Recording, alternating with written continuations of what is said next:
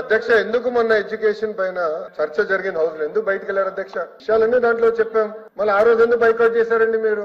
ఎందుకు బైకాట్ చేశారు స్వామి? ఉండండి, విద్యా వ్యవస్థ పైన చర్చిద్దామని దాంట్లో స్పష్టంగా ఫీ రీఎంబర్స్మెంట్ పైన చాలా క్లారిటీ ఇచ్చింది ప్రభుత్వం.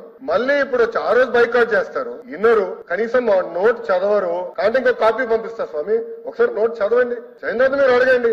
మంత్రి గారు వాస్తవాలు చెప్తుంటే దాన్ని కూడా మీరు ఓర్చుకోలేకపోతే కరెక్ట్ కాదా? 4,200 కోట్లు మీరు బకాయిలు పెట్టారు, అవునా కాదా చెప్పండి? ఓకే, వివరాలు ఇప్పుడు పంపిస్తున్నా. School fee reimbursement, PG fee reimbursement, అన్ని వివరాలు ఇక్కడ ఉన్నాయి. 4,200 కోట్ల బకాయిలు పెట్టారు మీరు. నంబర్ 1.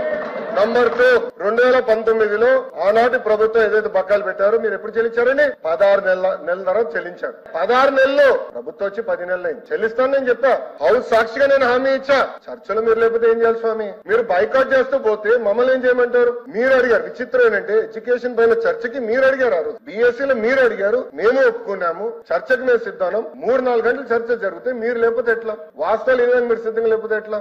అది కరెక్ట్ కాదు. దయచేసి గౌరవ సభ్యులు ఇచ్చిన వివరాలు మొత్తం చదవండి, మంత్రి గారికి క్లీన్ గా సమాధానం చెప్తారు.